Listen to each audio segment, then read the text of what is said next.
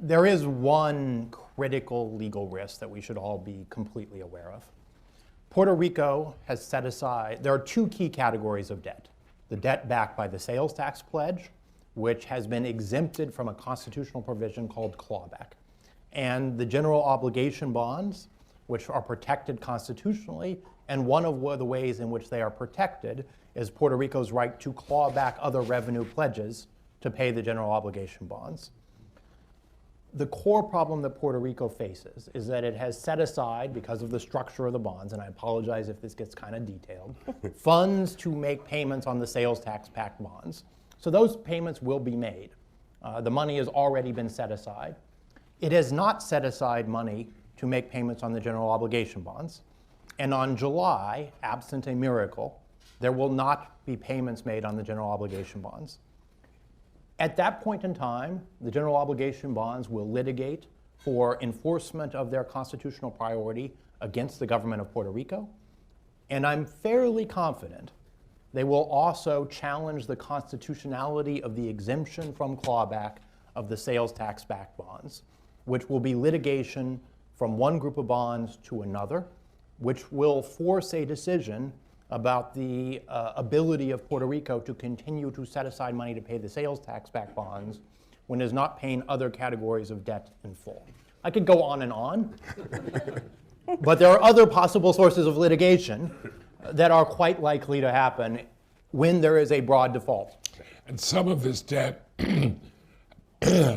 has to be litigated in the New York courts. So you'll have some of it going on in the New York courts and some of it in the Puerto Rican courts at the same time. And you can imagine what's going to happen to both investment and local confidence in people's willingness to stay there, particularly since they're all absolutely free to come here. The Medicaid benefits they'll get here will be greater than what they get in Puerto Rico, and probably, as from what I hear, the health care will be significantly greater. And therefore, the inducements for people to leave in that state of chaos increases enormously.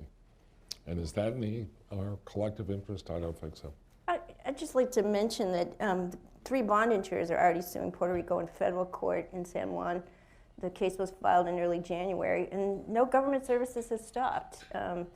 Litigation is not, it stinks, it's terrible, and it's time-consuming for the government, but the government of Puerto Rico will continue providing services, police and education, and bondholders have rights, and they want to litigate in many cases, and it's fair. That's the way the law in the U.S. is written. I think the problem is that if every creditor pursues to their final legal resolution all of their possible remedies, the net result will be a much weaker Puerto Rico economy and less funds available for everyone, both across the different classes of debt and amongst and within each class of debt if there are holdouts on any potential deal. But Brad, that's also a myth, because the first default that the Puerto Rican government made was last July on public finance corporation debt for about $93 million. No one litigated that. Everyone realized that was a moral obligation of the Puerto Rican government, had no security, no means to litigate that in court, and it's never been litigated.